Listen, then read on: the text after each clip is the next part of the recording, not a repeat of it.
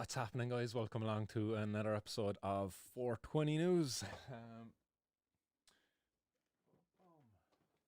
Might just pop up my audio there. Seems like my mic is coming through a little bit low there to you guys. So hopefully the audio is good over on that side. Gotta say a big thank you to my brother who fixed my computer. I got my computer back today, thank God, and I don't have to use the laptop. The laptop was quite bloody slow, actually, even though it got me through the gap when I didn't have my computer, and I was still able to bring you the old 420 News. So I see Podge, what's happening? Podge, Keith, what's happening? John, what's going on, John? Mustawes, Alter Ego, Shine in a Bucket. Podge 85, Mustawes, what's happening all? Hope you're all good, guys. I'm doing a mighty fine midweek, guys, and ready for an old bit of a 420 protest.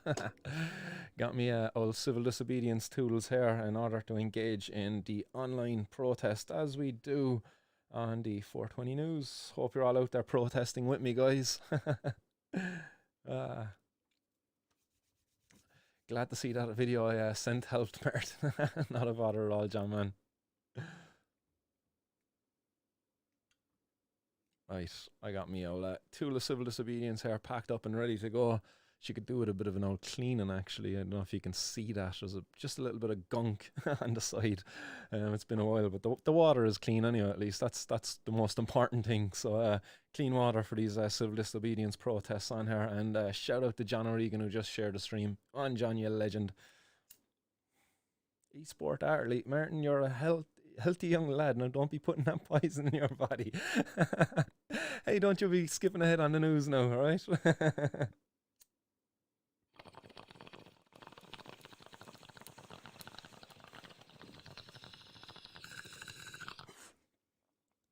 Isn't there a saying, something along the lines of, one man's trash is another man's treasure? I'm sure there's a crossover there, like, you know, one man's poison is another man's medicine.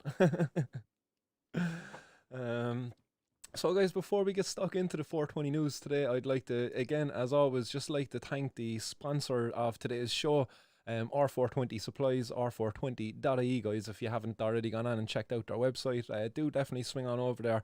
They got a lot of really cool stuff up there, you know, smoking trays, grinders, bongs, skins, hoodies, you know, they've got some nice stuff up there. I like some of their apparel, actually, in fairness. I'm definitely going to have to kit out my my closet with some more cannabis apparel. I don't know if you can see this one, but I'll stand up so you can see. You know what I mean? COVID-friendly t-shirts. Shout out to Foxworthy. But r420.ie, guys, they opened their door on Monday, so I hope business has been going good. I've definitely on my list of to-dos to get up there and visit the store in person. But if you happen to be nearby Port Arlington, get on in there and check out r420.ie, guys, for all your cannabis accessory needs.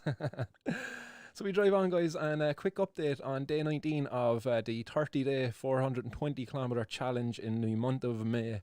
And all this has been done for the Laura Lynn Children's Hospice, where we've raised over €800, I believe, to date. Sorry for not having an exact figure on that. I should have checked, actually. But day 19 going strong. Legs are holding up. The knees are feeling a little bit weaker, actually, now. I thought that the body was recovering away nicely, but actually, no, the old knees are creeping up at me now. I'd be like 20-30 minutes in, and I'm just like, oh my God, I can feel the body slowing down. But we're getting through it, guys. We've 11 more days to go, and we're going to smash this 420 kilometres in 30 days. It's going to be in the bag. And throughout the month of May, as always, you know, throughout every bloody year, every day of the year, I'll continue to raise awareness as to the needs for access to medical cannabis in Ireland, because it's a paltry at the moment. We see there in a recent poll, over 93% of people agreed with legalising cannabis for medical reasons, and yet to date, there's about 50 people in Ireland have access to medical cannabis through the ministerial licensing program, which is like you've to actually apply to the Minister for Health, which is like, you know what I mean, trying to get a minister to do something for you. Like, geez, talk about trying to get blood from a stone. But yeah, still 50 patients only have access to it, despite, you know, Aurora Cannabis, which is a massive cannabis company based in Canada, if you don't already know. But they estimate that there are some 50,000 patients in Ireland who could benefit from medical cannabis access, and even more. And I believe that 50,000 was when they were only looking at chronic pain, I believe. So quite a number of patients there who need access to cannabis, and they need it yesterday. They don't need it today, they need it yesterday, like, because these things take time to build up in the system for people to build up tolerances and to get used to it, you know. So this is really needs to be done really quick in order to allow effective access to cannabis for patients. The biggest barrier, guys, as I see it, is the prohibition of cannabis. The prohibition of cannabis not only prevents access to cannabis to patients, but it prevents access to cannabis to researchers who are going to provide the evidence in order to support more effective use of cannabis. But, you know, prohibition prevents all of that and even more. So we have to end prohibition, we have to get cannabis removed from the Misuse of Drugs Act, and we need to have it find its place again, I say, because it was there quite a while ago in the medicine bag of our health professionals. So that's a part of the challenge. So thanks again to everybody who has donated so far, and thanks again to everybody who's hit that like, share and subscribe, you know, to the show, and also to the fundraiser there, guys. And keep on hitting that share button as well, guys, to help further the reach of this campaign. So we drive on then into the 420 news we go, guys. And in the first bit of today's 420 news, we have Uncle Tony. I'd imagine you all remember Uncle Tony from Kyo's crisps. So here's Mr. Kyo himself pictured up there. But Tony was up in the court again more recently, and making headlines because of his explanation as to why he was growing cannabis in the first place. Tony explained in the courts through his solicitors that he was growing 39 cannabis plants as an experiment to make nutritional food supplements. Very interesting excuse there for being growing cannabis. But, you know, Tony, he's been, as it says there, he's a farmer since the age of 15. He's surely aware that there's rules and regulations in place around the growth of the cannabis or hemp plant, call it what you will. It's both the same thing. But again, you know, he should have known this, and despite that, he still went into the courts and kind of pleading ignorance, like, oh, I didn't really know, oh, it was just an experiment, I was just testing things out. But, you know, we wouldn't be afforded the same opportunity to do this, no? Or even if it wasn't even for a nutritional food supplement, you were growing cannabis for your sick grandmother, for your sick uncle, that wouldn't be accepted at all in the courts. But again, you know, if you have enough money, if you can hire a strong enough legal team, they'll convince the courts of many things. And what they actually managed to convince the courts of here is it's quite interesting. They managed to weasel down the price of the 39 cannabis plants. So again, if me or you got caught with 39 cannabis plants, and I have a picture of the cannabis plants here just so you can see them. You know, if we were caught with the 39 of these plants, like quite a number of them here are rather sizable, I suppose, you know, over 2 foot, I suppose, you know. The ones to the left of the photo are right, they're very small, but still in the courts they would argue €800 per plant, putting the value of this of €31,000, €31,200 to be exact. But that's how much they would value this at if that was me or you in front of the judge. But because of this guy's legal team, he managed to convince them €200 a plant. €200 a plant, guys. Like, you know, in fairness, that's an amazing achievement to be able to get it down from 31,000 to just under 8,000. And that's a very important thing to be done here for Mr. Kyo, because it puts him below the minimum mandatory, which is €13,000, I believe the minimum mandatory is, which would put him in a position where he could have received up to 10 years in prison. Quite an amount of time, really, and for a guy of his age, you know, that's a lot of what's left of his life, you know. If you're 60 odd, and you're getting 10 years in prison, it's quite likely you could actually die inside of there, but just because of the aging process and all of the stress that's going to come from it. Like, really, like, you know, let's say if they did keep the value of this, and this guy went up before the judge, and the judge was like, you know what, fuck it, I'm going to throw the book at Mr. Tony, and he gave him the 10 years.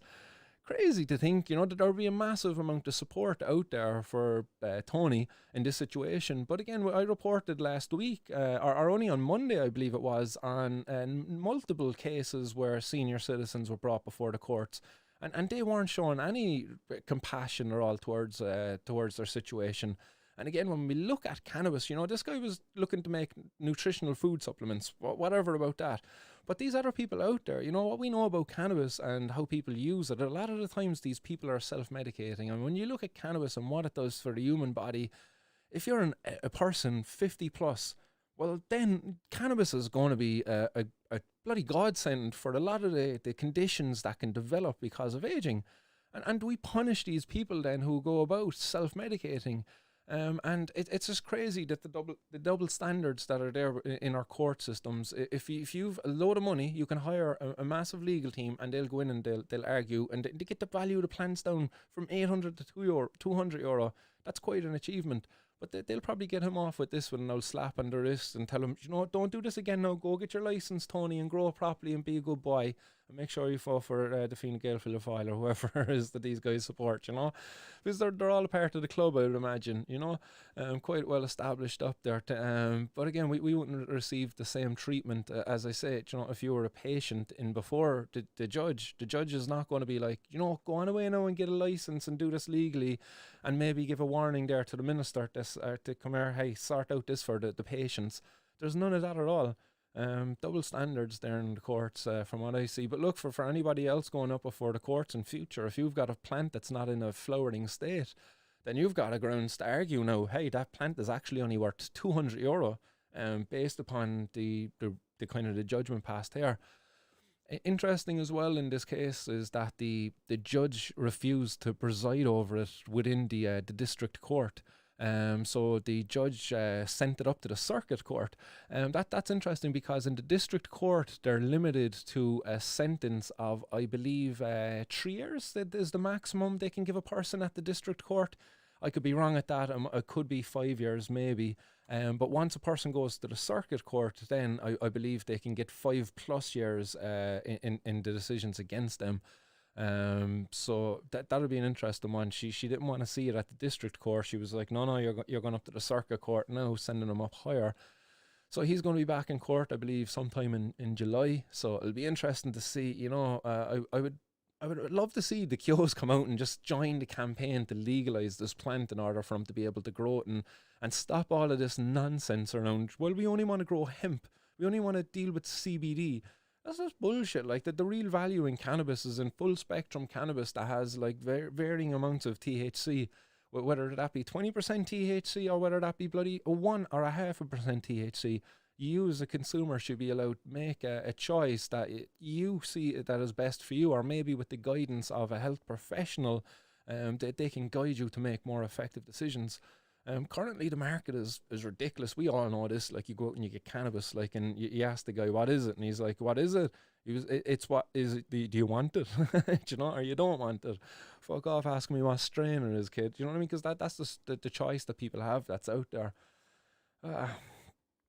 What's happening with Stow is, he says, Martin, if we plant cannabis on public land, then tell OPW the address, Phoenix Park, let's say.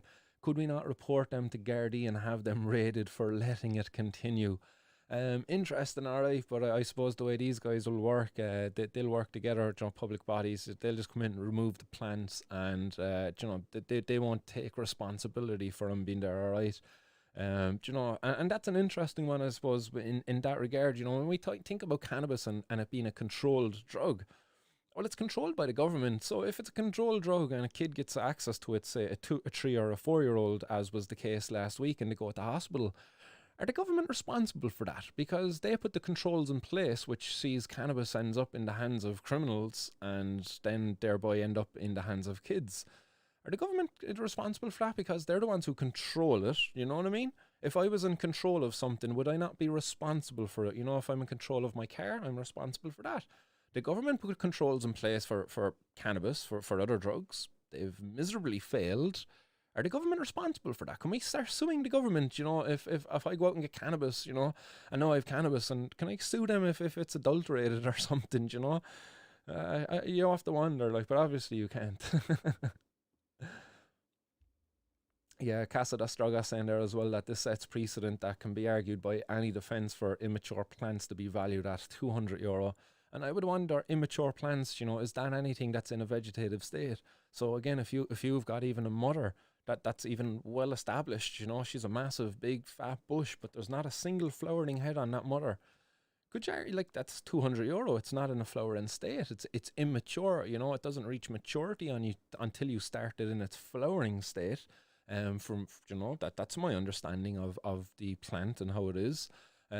So that's where I would really see that. I wouldn't see it on the size of the plant. It would be more on the state in which the plant is in. Again, you talk about maturity. I would talk about vegetative and a flowering phase. The plant is worth much less in a vegetative state than it is in a flowering state, as we all know. So yeah, interesting differentiations there being made anyway in the court. And to anybody else who might find themselves in the unfortunate situation, well, this might be to your benefit. And if anybody's got a decision against them made in the past where, you got caught with 10 plants, 2 of them are flowering, 8 of them are in veg, and they tried to say it was $8,000. I wonder, could you appeal your case now and bring it back up and say, hey, there was a change there. I'm going to appeal this now based on the valuation of the drugs to get a lesser sentence. I don't know if that's even more people's time, I suppose. But yeah, Irish saying there, you're talking logic. They can't handle that. Yeah, that's it. It seems like there's very little logic out there in the government, and when you start talking sense, it's when they start ignoring you, because you're making too much sense. Stop it. We're going to have to change things, and we don't like changing things. We don't like giving you back your rights. So we drive on, guys, because we go from Kyo's Crisps to a pair of brothers who were jailed over €43,000 worth of cannabis that they kept at their home. And in another repeat of the situation, they were keeping it at the home in order to repay a drug debt. This is something we see time and time again in the courts, where people are indebted to the organised criminal gangs, and then they end up in a situation where the gangs then use and abuse them because of the money that's owed to them. And quite often than not, I'd imagine these gangs probably know the people that they can target and put into that situation. Fucking Johnny there, and sorry for picking on Johnny all the time, but Johnny there, he's comes from a shitty old background. He's not got money. He's not got well-to-do. We'll get him in debt to us there, and we'll have him run our drugs. We'll have him store our drugs at his gaff, because Johnny doesn't have a choice. Johnny's desperate, and Johnny'd like a bag of weed. So in order for Johnny to get a bag of weed, he stores 43 fucking grand of it, and Johnny and his brother Tim. And I don't know if that's actually the brothers' names in this situation, but in this case anyway, the two brothers, who are Dean Reardon, who's only 28 years of age and from Finglas in South Dublin, and his brother Luke, who's 25 years of age, so his younger brother. Both of them pleaded guilty to possession of cannabis for sale and supply at the rented house in Prospect Hill in Finglas. This is going back to March 4th, 2019.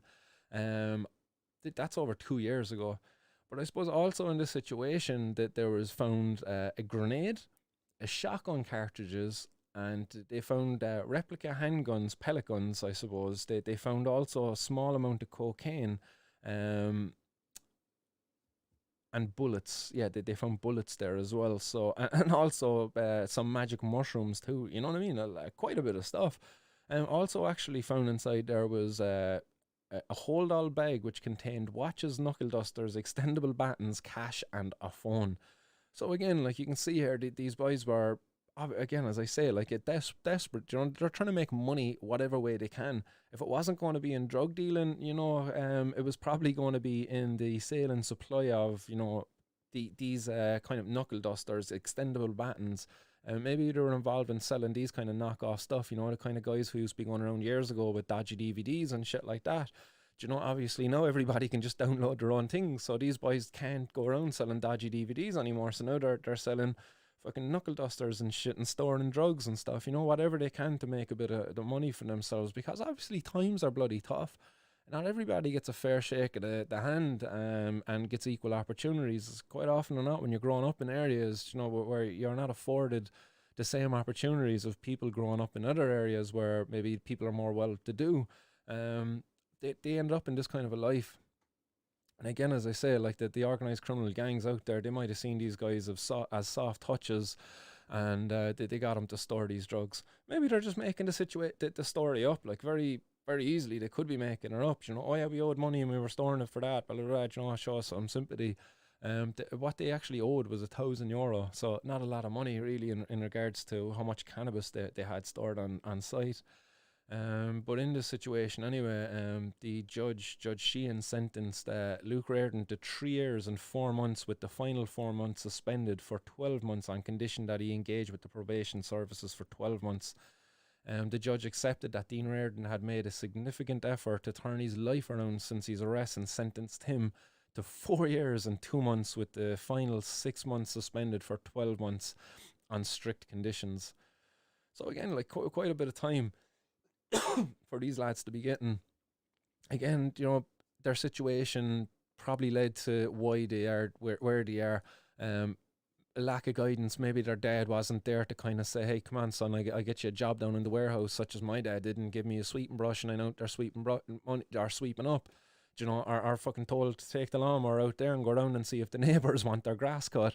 You know, these were the kind of things I was told to do by my parents growing up. But maybe if you grew up in an area where maybe his mum and dad were actually into drug dealing themselves, like you don't know the situation, but it's very secular, where this stuff cycles, it repeats itself. You know, monkey see, monkey do.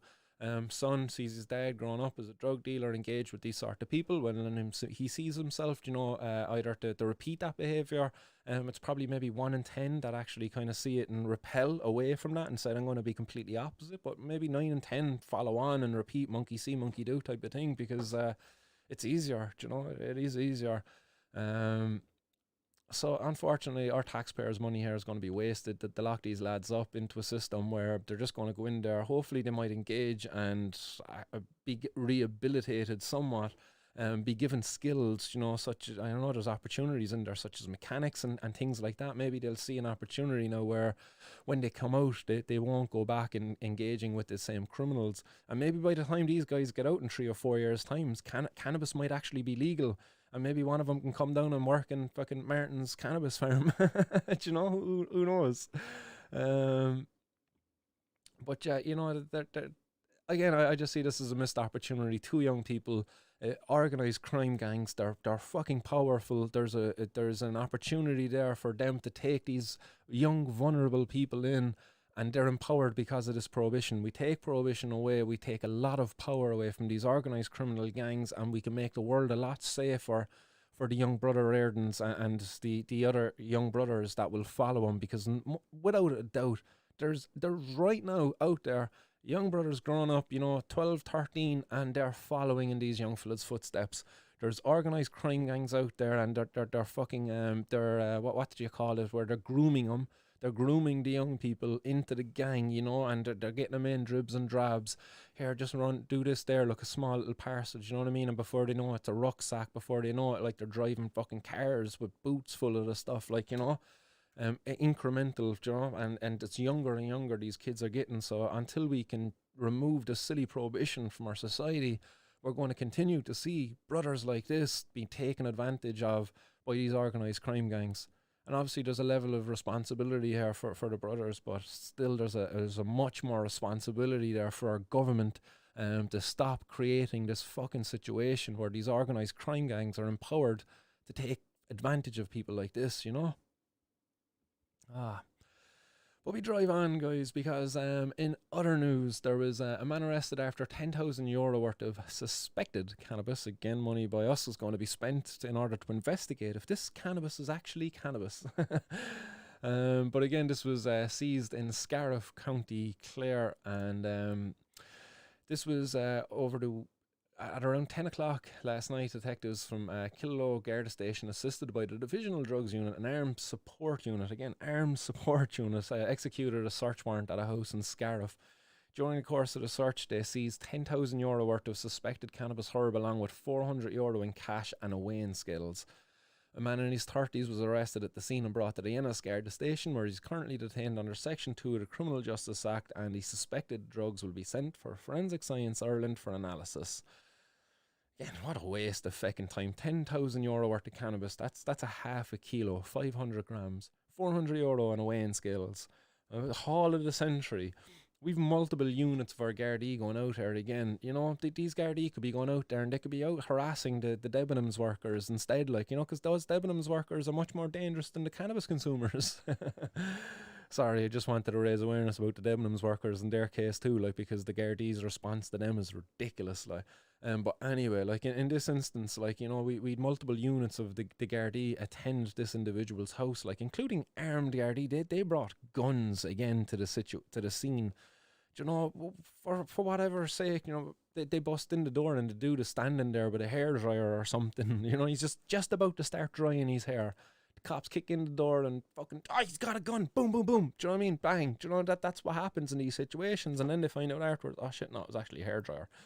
Oops, sorry lads, but look, actually he had €10,000 worth of drugs, so it's justified, lads. You were just defending yourselves. You felt at fear of your life, weren't you? You were terrified, weren't you? Yeah, that's grand. You're off the hook, because that's what happens over in America. That's what happened in the case where the cops threw a bloody flash grenade into the in through a window of a house doing a knock raid, and it landed in the crib of a baby. Brought her up there a number of weeks ago, and the baby suffered horrific injuries.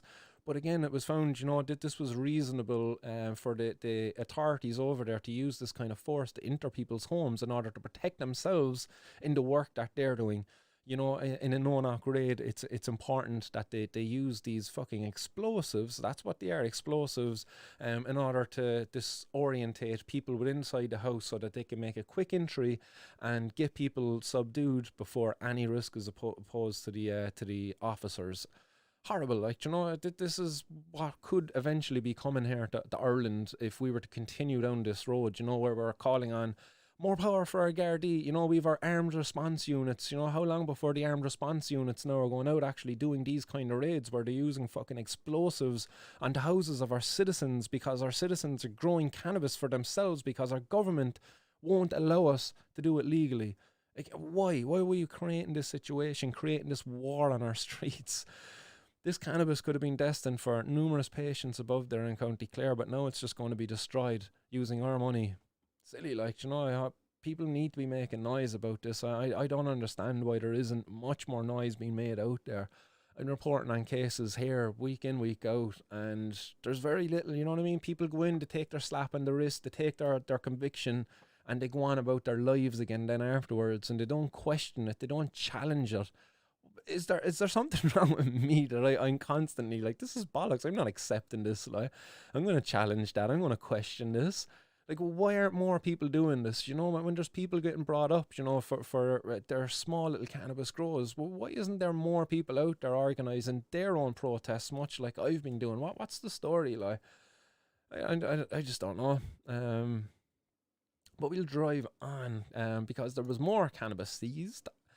Gardaí seized almost €19,000 worth of cannabis in Gort, County Galway. And again, this is suspected cannabis, yet to be confirmed, because the boys of Forensic Science Ireland gotta test that cannabis out.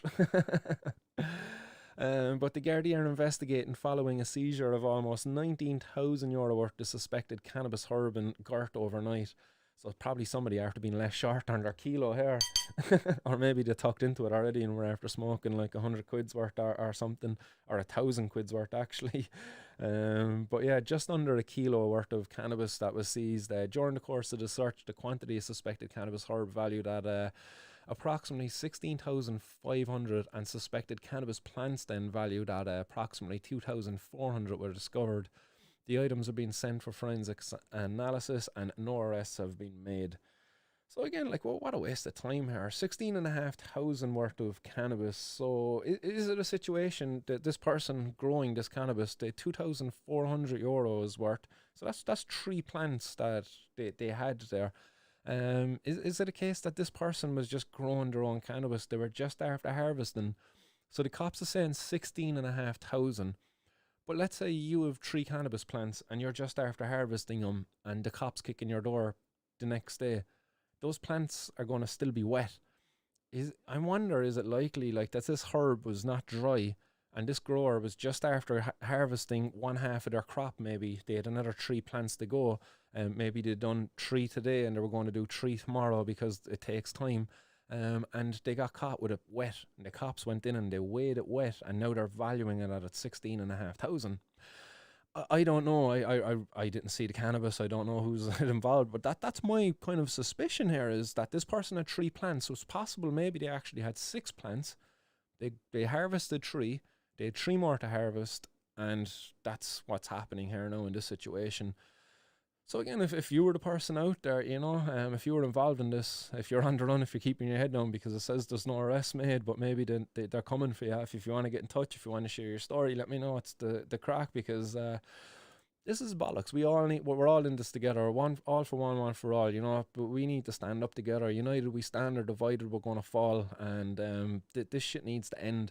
We can't wait around for it to end. We can't be thinking, 2-3 years time, it's going to be changing elsewhere and then it'll have to change here. No, it has to change here now, and we have to get up and demand it right now, because there's people out there having their lives upscuttled because of this shit. Like people like myself, I did go to court last Thursday, and put into that unhealthy, unsafe environment, the massive crowded bloody corridor, and I had to leave them because the guidelines weren't being followed. We're on level 5 lockdown here at the moment, or whatever level it is. Only last week when I was in there, you weren't allowed to go to mass. Like I think if you had to go to church, there was only like 15 people allowed into the church. Yeah, when I went to, and the size of a church, like churches are massive. They've got windows, doors open and shit, good ventilation.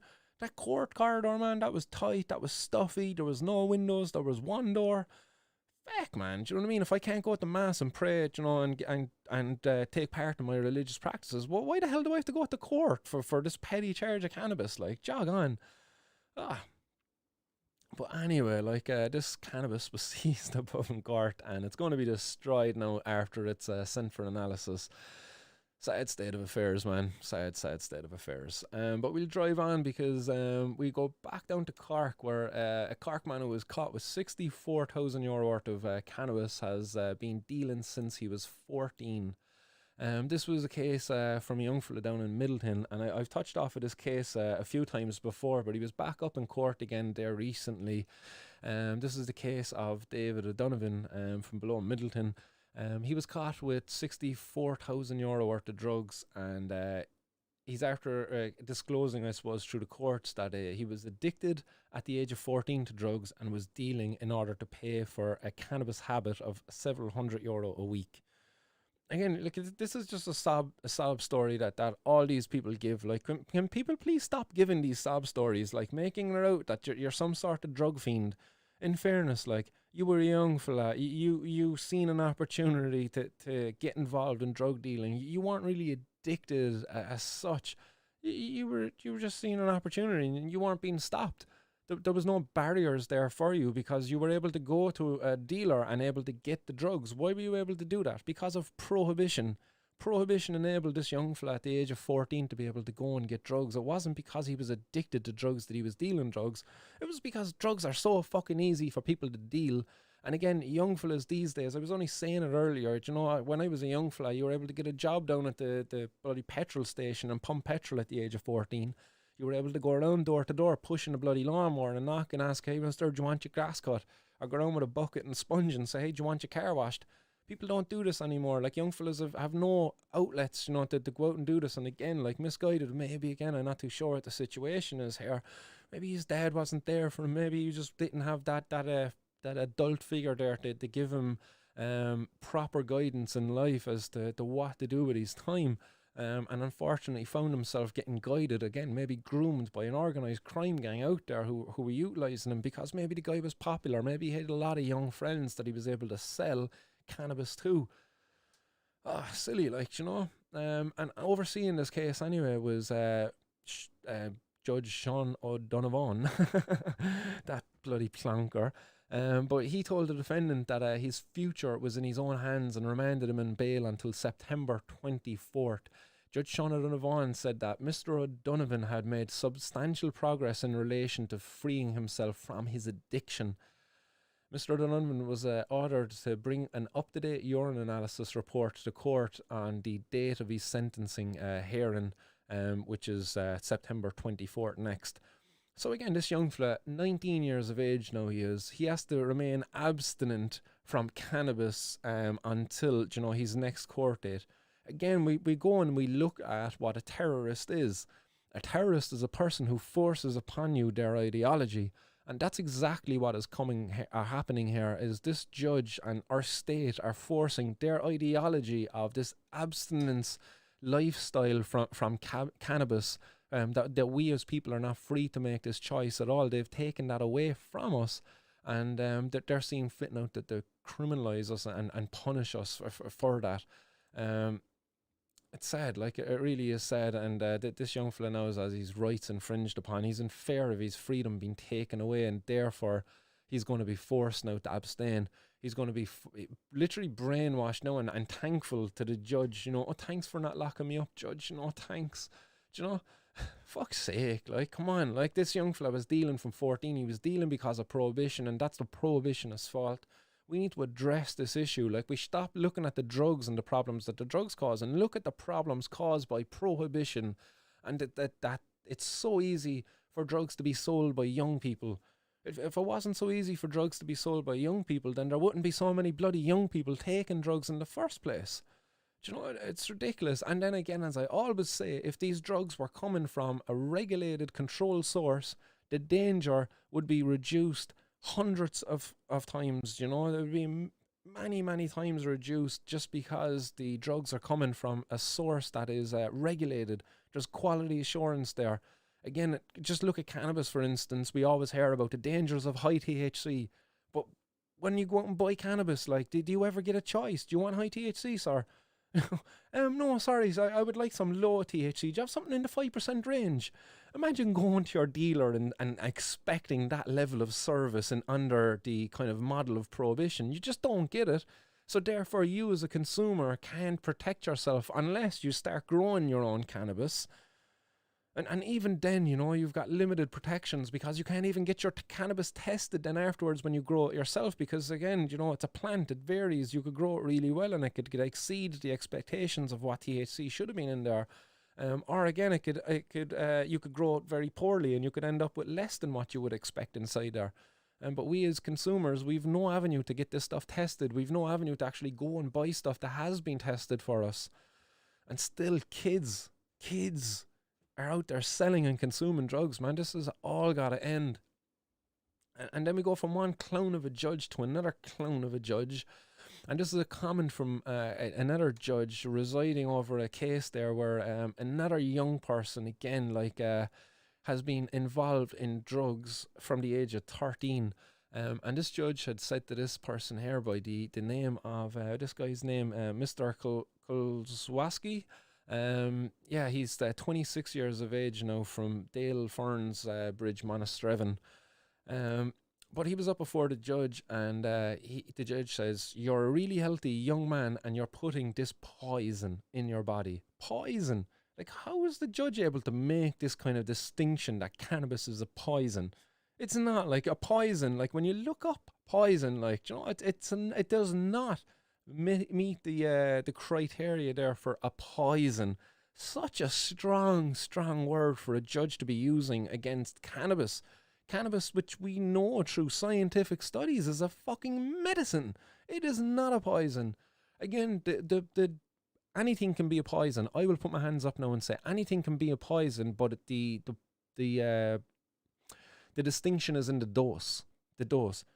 Water, you wouldn't think of water as a poison, but if you sat down and you drank 8 litres of water within a defined period of time, you know, less than an hour, that's a poison. You now have drank too much water to where you will now drown. You will sit there at your table drowning because you've exceeded the amount of water. Again, that's a poison on your body. Cannabis? We talked about it here last week. 8.5 kilos of THC. 8.5 kilos of THC. So that would be almost 80 kilos of a 10% cannabis strain that you would need to consume. And you'd need to consume it within a short period of time. Yeah, and most likely you would die from the ingestion of that sheer volume in such a short period of time. So again, cannabis doesn't fit this criteria for poison. The real poison here is fucking prohibition. Prohibition is the poison in our society, because prohibition is enabling young people as young as 13 in this case. Like, this young fella at 13 was involved in consuming drugs and selling drugs, you know, at such a young age. Judge Staines here noted that he had started taking cannabis at the age of 13. He says, it makes you apathetic, she told him. It's a shocking age for people to be taking it, and how it is condoned. She stated that the report stated that he is still using cannabis. His defence solicitor then, Barry Fitzgerald, said it was a small amount that that his client was using, and Mr. Fitzgerald said he had indicated to him that he has stopped completely recently. That's not borne out by the report. I accept that, he said. This is your life, Judge Staines told Mr. Kozłowski. You are a really healthy young man, and you are putting this poison in your body. She noted his guilty plea and that he cooperated with the probation services, and she said, if you come back before me again, you are going to prison. You could be going to prison. So, like, she's undecided yet, you know what I mean? Like, if you come back, I might send you to prison, I might not yet. Like, you know, I mean, what the hell are we doing here? Like, why are we bringing people to court if we're not going to be sending them to prison for their crime? Like, we're just bringing them in just to get a bit of money out of them. Yeah, we caught you with cannabis there now, fork out your fine there now. We need to be getting our gym equipment there for the local Garda station, or for whatever else they be using this money for. Scumbags, man. They're literally extorting us out there, like extorting the cannabis community to swell their core charity boxes in order for them to give out to their to their buddies in the system. But yeah, she imposed the Section 1 of the Probation Act on him anyway, so he didn't get a prison sentence anyway in this situation.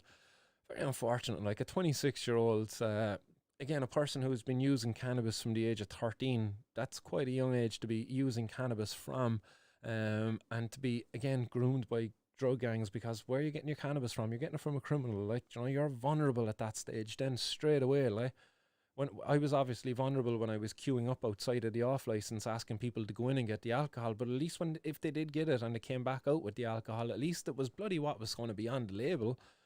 You know, currently I could go on as a young person can go and they can knock on the door of a drug dealer, and that drug dealer could literally pull them in, especially if it's a young girl.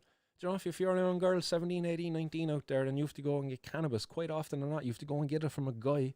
And I've heard horrible stories where girls are getting, like, fucking asked, you know, for sexual favors in order just to sell the cannabis to them. Like, you know, no, I don't want your money.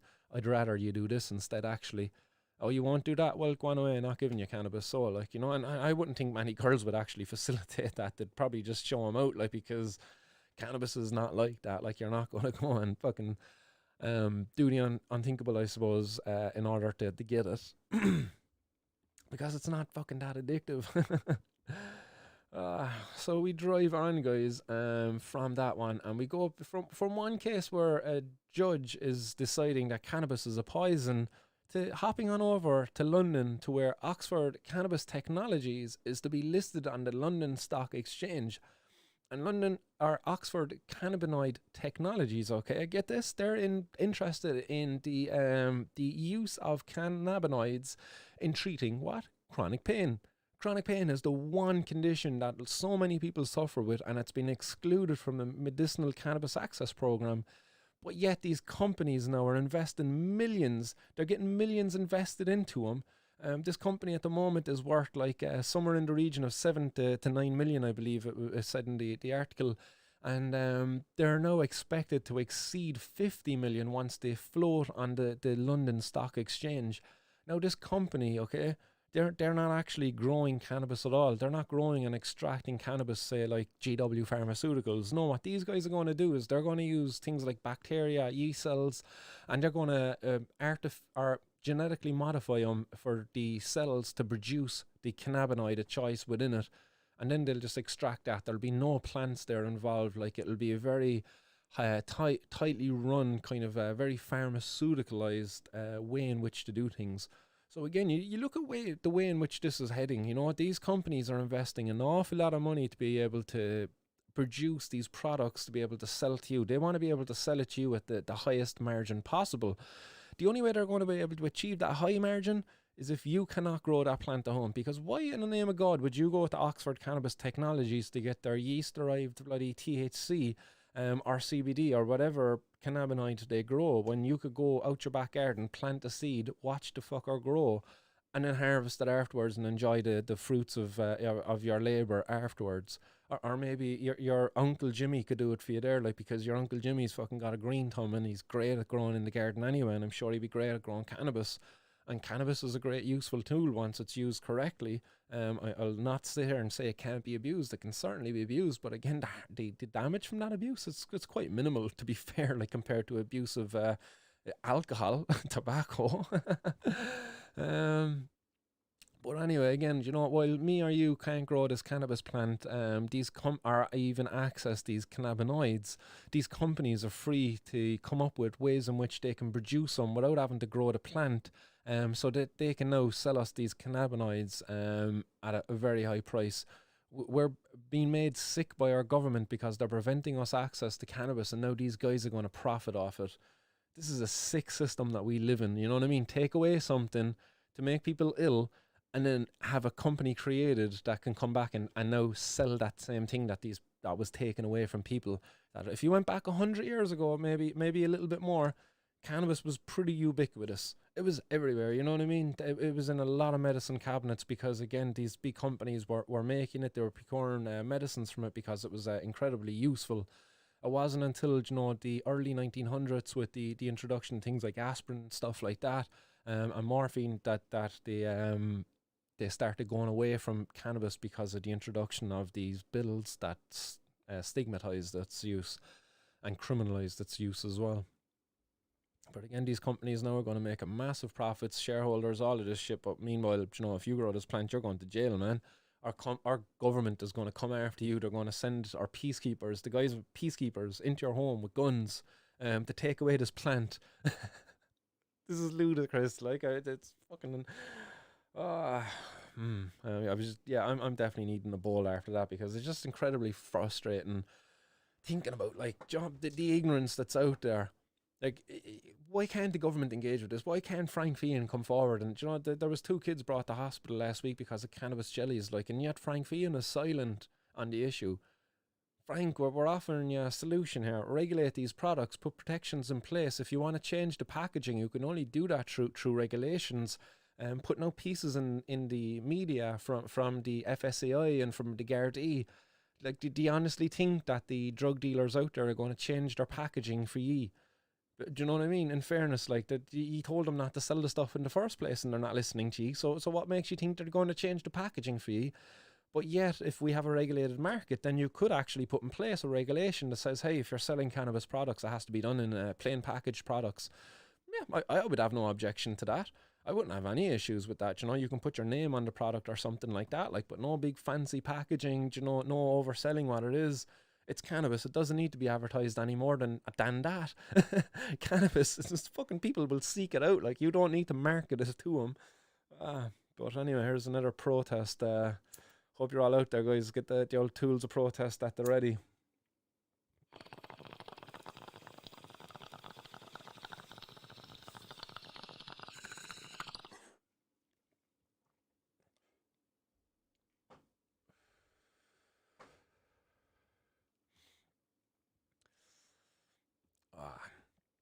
And we've one more news story to get for you there as well, guys. And excuse me, and we'll get a bit into the comments then after that. So we're heading over to Kenya. We've done a couple of bits there actually from Afghan the last while, but this is from Kenya, where the Rastafari group over there are seeking to legalise cannabis for spiritual or religious excuse me, uses. And this is an interesting development, I suppose, because in 2019 there was a ruling, and here's the lads present at the court for that ruling. So basically, there was a school child, a school girl, who was expelled, I believe, from school because of her dreadlocks. And as many of you might know out there, dreadlocks are part of the Rastafarian way of living. They live very natural lifestyles, you know, they don't eat processed foods, and they don't like to cut their hair. They don't like to comb their hair. It's not essential, but it is a belief of theirs, that that's the way that the way in which they live. But this schoolgirl got expelled for having dreads. Obviously, there was maybe a difference there because the dreads are associated with Rastafarians. Maybe she was going to a Catholic school, so that the teacher there, the principal, maybe it was a fucking religious nut. I was like, oh, you're Rastafari, get out of my school, cut those dreads, I don't want you fucking here. Bad cut off of an African thing there. But anyway, you know what I mean? Like, that's what went on. The schoolgirl got expelled, and then the Rastafarian Society of Kenya came out, and they challenged it. They sued the school, and they won it at the High Court. The High Court ruled in their favour, and they recognised Rastafarianism as a religion. And now, since that, they're going one further, and they're challenging the courts, or they're challenging the legality of what they're calling their sacrament, cannabis. Cannabis is a sacrament to these guys. They believe that in consuming it, it makes them closer to that higher power. And I kind of would agree with that, and that's something that people would describe, that cannabis makes you more present. Well, if you're more present, then you're more enabled to engage with your prayers. What are your prayers? Your prayers are meditations. And that's very much a part of the Rastafarian faith, and that's going to be a part of many other faiths too. If you're a Christian out there and you wanted to pray, I would imagine that if you were to spark up an old blunt and then sit down and say your 10 Hail Marys, that you would probably enjoy that process better, and it would be more, you would be more present with your thoughts because of the use of cannabis there. It makes everything's better with a bag of weed.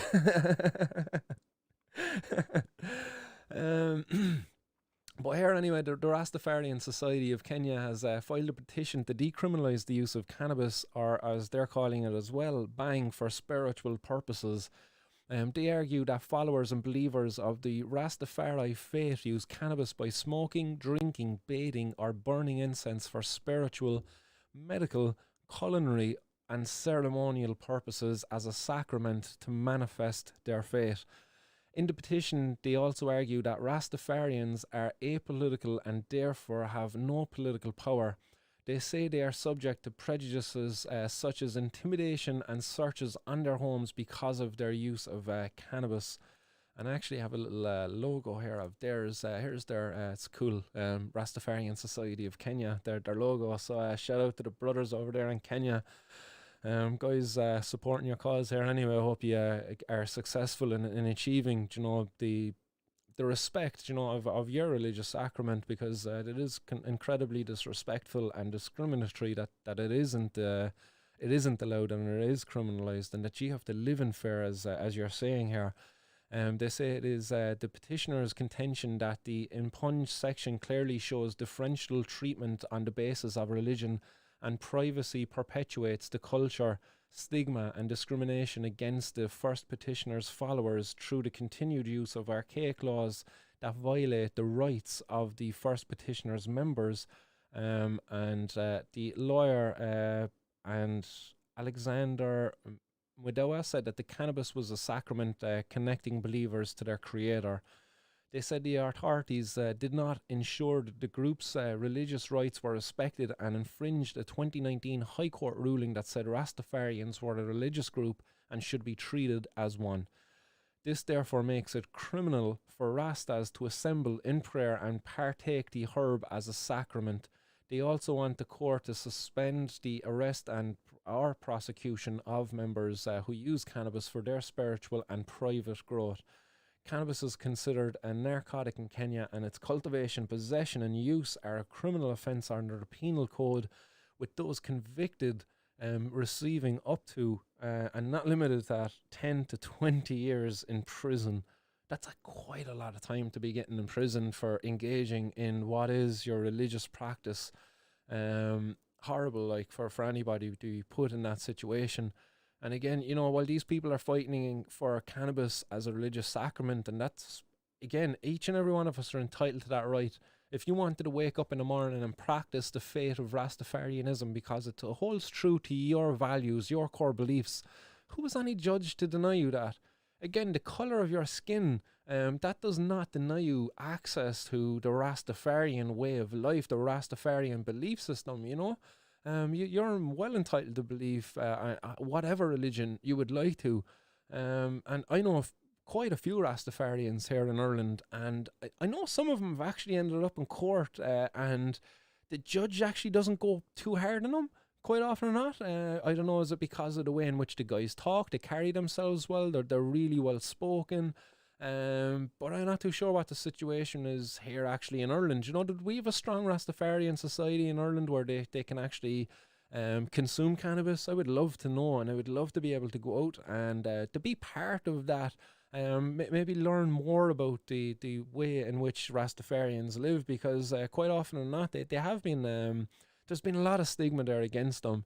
The interviews that are there again on the BBC, man, from the 1970s when they're interviewing Bob Marley and they're talking about Rastafarians, they're just borderline away from calling them dumb monkeys or something like that, you know. There's such a racist undertone there in the way in which they speak about the Rastafarians, you know, as they're some sort of other, you know, fringe group, you know, and they shouldn't be a part of our society. It's fucked up, like, you know. I put a message out there to the Kenyan Rastafari group, see if I can get one of their representatives on here for an old chat someday. I'd love to be able to link up with the boys over and see what the crack is, see what's going on over there on the ground, and see if we can maybe link up and get some, again, unification going. While I linked up with the guys in Spain, I'd love to link up with people further afield. Kenya, Morocco, fucking Thailand, everywhere, man. We're up. It's a one fight. Injustice anywhere is injustice everywhere, you know, as the saying goes. So one love to everybody out there fighting the good fight for cannabis legalization across the world.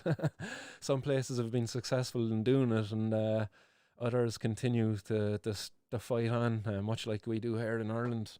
So that's it, guys. That's all of today's 420 news, and we managed to get it done in under an hour. But I'm probably going to chat with you here now for again another 20-30 minutes as we go through the. I love getting nice and high before going for a run. I don't know if other people like that out there themselves, like, but yeah, I like to kind of get it, especially early in the morning. Actually, early in the morning is a nice one. A quick hit and just go out there and run. It's quite enjoyable. But definitely in the evening as well. Get a good few bowls into me then in the evening. In the morning's interesting. One bowl in the morning and a run. Whereas in the evening it's kind of like 2 or 3, and then we go for a nice run. And it makes the endurance part of it just a bit easier. And time flies. What's happening out there? So guys, I'm just looking through your comments here now. Tracy McKay says, off, come on, have enough up their ass to keep them going on for a while. Irish saying here, guns out for the plant that is detrimental to our health. 100%, man, that's it. Robert McCormack says, how is your court case getting on, Martin? Still no update, actually. Still no reply from the complaint I lodged with him, and still no letter from the court to kind of update me maybe as to another court date, or maybe as to the findings of that court date.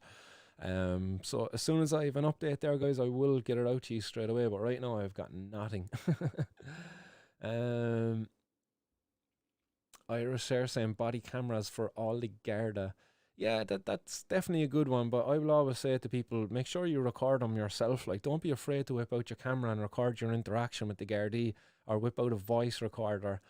Shout out to the guys up there at Relief, like, because they kind of, they told me about a few things, I suppose. And in one of his cases, he got off because of dash cam footage, where the dash cam footage was able to refute a bit of the statement of the Gardaí.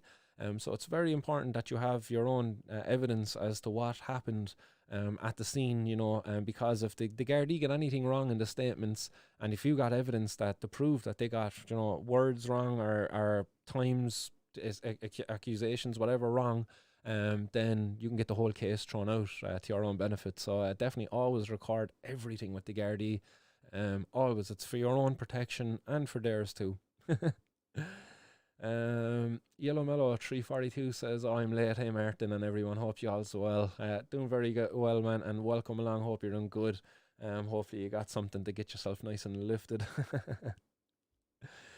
John Finnegan says, I think I will apply for a job in the forensics science science Ireland as a tester. I guarantee the quicker turnaround on the results.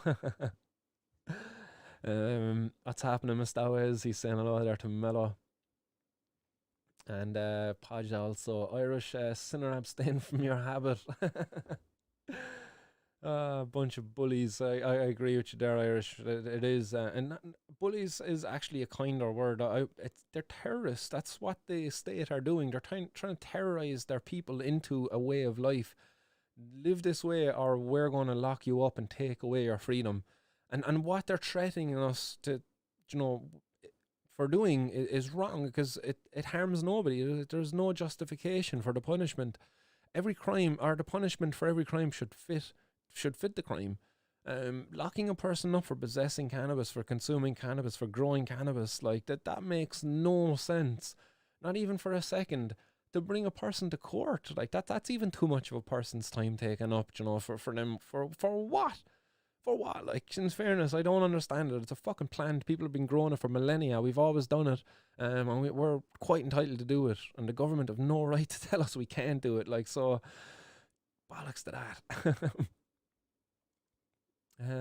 Other comments there. Irish also saying there that if you eat enough bananas, it will radiate. Yeah, that's true. That's right. Even apple seeds, like, you know, you could eat enough apple seeds there, like, and you could end up with arsenic poisoning. Quite dangerous stuff. Like, there you go. And we've no regulations there in place for this stuff. Literally, there's hundreds of plants around the Irish countryside that you can go out and you can extract from them and make deadly poisons. Deadly.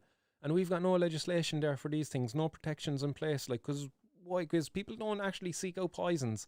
Why would you seek out poison? That's not what we do at all. We seek out drugs to alter our consciousness, to alter our state, for recreational reasons, for spiritual reasons, for medicinal, for healing, for whatever reason. You insert a term there. We as humans have done that since the age of time, since the dawn of time. Do you know? and along comes these fucking lunatic judges and prohibitionists, abstinence, whatever you want to call them, like, and they think that they're able to prevent this natural way in which people have lived for millennia. And now all of a sudden, no, there's a law there. You're going to stop doing it. Jog on, like, in fairness, like, there's no victims here, like, so there's no crime, no victim, no crime. Jog on, stop making us victims of our own crime. Come on, people, unite, get out there on the street. Like, I hope to see massive protests for this very soon. Like, what else are you going to be doing, sure? Yellow mellow, wow, poison, that's a new word to add to the list. WRT or Gunner saying here, shiting a bee, good point. And shiting a bee saying, how could he be a healthy with a poison in his body? There you go, man. There you go. That's fucking nail on the head, there. Like, a healthy young lad, despite the fact that he's been using cannabis from the age of 13 and he's now 26 before the judge. Like, 13 years of using cannabis and he's still a healthy young man by the words of the judge. Yeah, I overlooked that one, actually, man. You picked up on that quite well, actually. Therefore, you know, cannabis is not a poison, because if there was any other thing out there that you would consume that is a poison, and no way would you be able to consume it for 13 fucking years, like.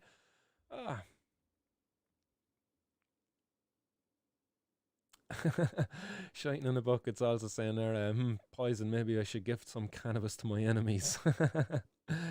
Yeah, if you want to give them real poison, give them some Jameson. That'll teach them. When they wake up in the morning with a headache.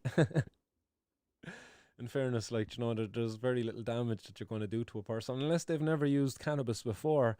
Give them a nice high strength THC one, man, and you know, put them up in front of a crowd of people and watch them fucking melt.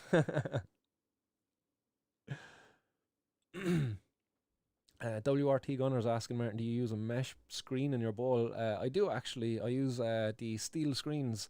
Mesh screen for the win. Shiting in a bucket says, what other options are there? Glass screens. There's other ones, alright. You can get like these little metal, kind of like, I don't know what they are. They're like little tabs or something. They have a little stick on them. They're not meshy. They're more like, I don't know what you would call it, like, what's the name of those things, like the drainer yolks for pastas? Not the meshy ones, but they've the other holes. I can't think of the name of it now. But those yolks anyway, like bigger holes than mesh. So that's the other one that's available. I'm not too sure. There's probably some form of glass tip or something like that you could probably insert in there as well, I'd say. They got all sorts of crazy things out there. Other people just go fucking raw, man, and just stick it in there with no ball or no gauze. Such a waste. Um, Irish just says, my missus just taught me she's my higher power. And does cannabis help you get closer to your higher power? And if so, man, keep on consuming it and keep on praising your lady. Daily Talker says there's these little glass yolks and there's metal yolks too. So there you go. There is little glass yolks out there. WRT Gunner says I got a new bong but haven't broke it in yet. Something to look forward to anyway. If you want a hand, give me a shout. Daily Talker saying mesh is the best, but I hate the cheaper ones. Yeah, that's right. Actually, you can definitely get cheaper ones. Definitely, I don't like the brass ones. I like the steel ones myself. I find the brass ones kind of clog up too much, too quick. And I find that you can't really clean them off either. Like, sometimes there, you know, with the steel screens, you can kind of take it out, give it a few little scrapes, and you can get a few more uses out of it. If you're trying to be a stinge. Again, like, I'm a full-time student, lads. You know what I mean? They have to squeeze the pennies. But Ken Green, he says, sounds a bit like my excuse to my doctor. I worship God Shiva, the god of bang. Yeah, there you go. Like, you're entitled to your beliefs. Like, you know, who's anybody to question you and your beliefs, as long as you're not infringing on anybody else's life. You know, but why?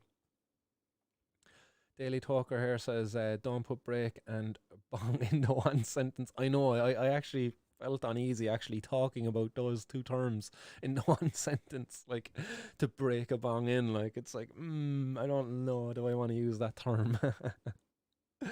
Could be jinxing yourself. Podge just says, oh, very nice, Gunner. You defo got two at the weekend. Get that fire, son. Irish says, we should get a logo for the community. Let's do a competition. Yeah, guys, I would love to see a massive community build up around this. As I said, that there is already the Irish Cannabis Activist Alliance that's out there. That's a good one that's building up. Maybe if we can make something around that or something. I don't think the guys actually have a logo yet. And I don't think they're quite married to the name yet either. You know what I mean? The Irish Cannabis Activist Alliance. I'm sure we could change it just to the Irish cannabis community. I don't know. Not everybody is activists out there. I'm not too sure, but I would like to make everybody activists again. You know what I mean? If you're smoking, guys, if you got a bong, if you got a blunt, if you got cannabis in your pocket, I like to see this as a tool of protest. And by engaging in more civil disobedience protests, we can overcome this fucking stuff. So I want to make activists out of all of y'all. Daily Talker says, yeah, I broke too many. Yeah, I've broken way too many bongs. Oh, the dreaded smash. No.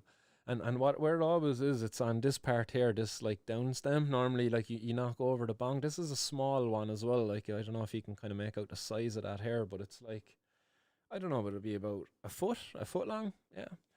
They're thereabouts, like, but I like them a bit bigger. I like the sock a bit harder. Dirty boy. But yeah, I do like a bigger bong. Got those iron lungs on me, like, you know what I mean? So you got to make it work. Yellow Mellow says, oh yeah, that would be cool, Martin. Shining in a Bucket says, broke a few rigs, so angry with myself. Going to start using a crack pipe. They're a lot cheaper. Daily Talker's asking that much. No, I actually haven't. Mainly because I haven't got a good source for dabs, and I find the stuff is just a bit too overpriced, to be honest. And too untrustworthy a source to be handing over that much money for it. I just don't want to do it unless I know who the dabs are coming from. Unless they made it themselves, I'm not going to be partaking in too much of that and buying it anyway, at least. I've definitely chipped in with the lads, threw in 20 quid, you know, as part of a group of us getting the dabs there for the smoker poker and things like that. But not much of it, to be honest. Like, I really enjoyed it, to be honest. We had situations when I was chipping in, we were chipping in to buy it in from America. And it was a buddy from the gym who actually lived in America, and he was sending it over to us. He was going out buying it legally and then posting it back over to Ireland illegally. 100% of the time it was arriving, like, so it was good. So that was the only times I was getting dabs. Again, as I say, it was quite overpriced, but I didn't really mind that too much, because it was good quality that we were getting then. But I wasn't going to be doing it too often then as well, because you just can't afford a habit. And again, you know what I mean? You see the guys up in front of the judge and there's like, well, I was selling it to feed my habit. Like, really? You know? Not really, like, you know, come on, in fairness, like, you don't have to. I obviously, I'd acknowledge I done that myself as a young fella, but it wasn't at that level. I wasn't 64,000 euro worth. That's an escalation of it. That's where it got to afterwards. That wasn't to feed my habit. That was to feed, I don't know, my ego, my idea that, like, I'm important. I've all these people ringing me. I'm giving them cannabis. Like, I feel important, you know. And I don't know. Did you get caught up in that kind of thing? As I said, like, when I was dealing to fund my habit, all I had to buy was 2 ounces at most a week. 2 ounces was more than enough, and that would have been a half ounce a week I would have been getting for myself if I sold 2 ounces a week. And that's what I started off. It remained that way for about maybe 6 months to a year, you know, once weed came popular, and then it escalated. After that, it was no longer buying and selling cannabis in order to fund my habit. It was buying and selling cannabis because there was an opportunity to make a few pounds there. It wasn't a lot, but there was a few pounds. But I reckon there was more of an ego thing there. The more the importance, you know, oh, Martin's got the dates and stuff. Yeah, Martin. Do you know what I mean? Like, how many people are out there right now living that existence? Do you know what I mean? The lads out there, golf water meds, you know, weedy wonka. There's a few pages out there, like, where the guys are, they've a name for themselves, like, and they feel somewhat important, you know. But meanwhile, really, like, well, where are they in the fight for their industry? That like, they could be taken away in a second. I don't understand it, like, but look, what they're doing is still, I suppose, a form of civil disobedience. They're openly selling cannabis across things like Instagram and stuff, like, so power to them, like, long may it continue. Well, long may it continue. No, actually, no, not long may it continue. Hopefully, fucking soon it changes and you can walk into a store down the road and buy some. I'm gonna blaze on up there, guys. Happy 420, y'all.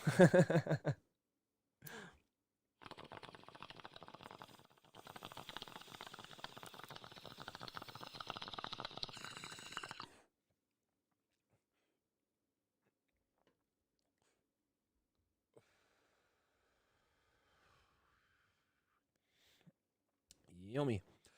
That tastes so nice, actually. Like, and there's a nice aftertaste there as well afterwards. You know, it's kind of actually makes your mouth nice and actually watery there down. So it's quite nice. It's got a nice lemony flavour there to it as well. So props to the grower out there. Other comments coming in. Steve Jones says laws should be just, otherwise it's oppression. That's how I feel. I feel oppressed, man, and that's exactly what I see. These cannabis laws are oppression. Shining in a Bucket says mainly dab helps with the asthma, but I'm off everything at the moment. Interesting, yeah. Dabs help with the asthma.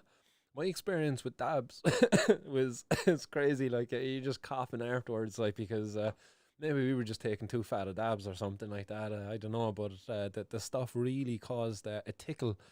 It wasn't a bad cough as such. It definitely just caused a tickle in the chest, and it was just, oh shit, I can't stop coughing, like, for about like 2 or 3 minutes. It was but it was quite funny. Like, again, with the lads smoke a poke, or we'd be laughing our ass off each other. Like, we'd have tears coming down our eyes because we'd just be coughing so much. Like, but it's interesting. I don't know if anybody else out there who does dabs experienced it, but you ever get sweats? You hit the dab, it's like maybe your first dab of the day, like, and you're like, and on the exhale even, you're like, ooh, I can feel that, like, and the sweats would come on, like, you would actually feel some sweat kind of coming out, perspiration from the body, like, it's quite a feeling, all right, like, and then followed by a quick quick uplifting rush of a high, or maybe a downbeat of a stone. um, Perforated is the word, Martin, coming in from John. Nice one, John. And WRT Gunner there is saying, I really like the fact that my two favourite podcasts, Martin's World and High and Homegrown, like and work with each other. Because we're all in this together. Like, I don't see the guys as, I'd never see the guys as competition again. This is this is a shared space. This is a community, man, and we're all only helping each other to try to make our voices louder, because our voices are carrying a message, which is we don't want to be criminalized any longer. DJW says, and even though all the states' effort to eradicate this so-called poison, I've never been able to get more of it. Massive failure, like, as I say, like, I wonder, can you actually sue the state? Their controlled drug is not so controlled. All for this joining the club, and that's coming in from Bogwan San. Bogwan San. WRT Gunner says, Mustawa is one love and one big family. Exactly, guys. Billy White, he says, do you have a Discord, Martin? I think I've set up an account with like Martin's World podcast, but I haven't got active over there. I haven't set up a Discord for it. I've actually just set up an account. I don't know, does that automatically create a space? But Martin's World podcast, that's what my account name is over there anyway on Discord. And I hope to start using that actually a bit more soon. But I haven't started using it just yet. Podge 85, Sunday. What's going on Sunday? Oh, Sunday, high and homegrown. Jeez, lads. Bogwan's son, there's a good doc on YouTube about the Liverpool Cannabis Club, and yeah, there is actually. Is that the one with Gary Hughes you're on about as well? I've had Gary Hughes on in the past and done an interview on him, and you'll find some great videos up there as well with Gary Hughes. But he set up the chilling rooms, which was Liverpool's kind of cannabis cafe. And yeah, it was a really cool one, and I think he's opening the doors there again very soon. I know he's certainly working towards it anyway. I don't believe there's any date yet, but hopefully soon he'll set a date. Maybe he's already doing it and he's just staying quiet. We'll have to follow up with him. I haven't talked to him now in about a week or two. If you're out there, if you're out there, Gary, man, what's happening? I know Gary checks in with the show every now and again. John Finian says, yeah, rubbing in Condon, you fecker. Oh, it tastes what lemony. I remember them when I used to like you, kid. Coming up in the world, John. Coming up in the world, man. Sorry, John. Sorry. If I can make it up for you, man, I've a little bear. You know, I can't sell it yet because that would be illegal. But if I leave it on the desk and you kind of help yourself to some, I'm sure that wouldn't be an issue. Miss Dowey says, a mate who sadly passed used to sweat buckets when he got great weed, was a great indicator of quality. Sorry for the passing of your buddy, Miss Dowey, but yeah, there was a buddy of mine out there actually as well who's kind of like that. He would get the sweats from a good hit of weed. Sometimes though he can work up a tolerance where that doesn't happen so much if he's got a consistent supply of it. But for me, definitely, man, a good dab fucking it brings on the sweats. Bogwan's son says, is there a Discord or Telegram we can share and links with for the doc, etc.? Yeah, there's a Telegram I've been setting up actually, guys. If you want to help populate it there, get your info over to me there, send it by email or whatever way you want to get it to me, and I'll get you added into the Telegram groups, and we can start conversing more there, and we'll start creating a Discord as well if there's people want to get active over in Discord. We'll start creating communities everywhere and start sharing this around, creating events, meetups, things like that, you know. This is what we need to do to strengthen our community. It's great interacting online, guys. It's great creating communities online. But really, we need to meet up in person. We really need to do things out there, feet on the street. You know, that's what's going to bring about change, action in our communities, offline, not online. But it can start online and then it grows on offline.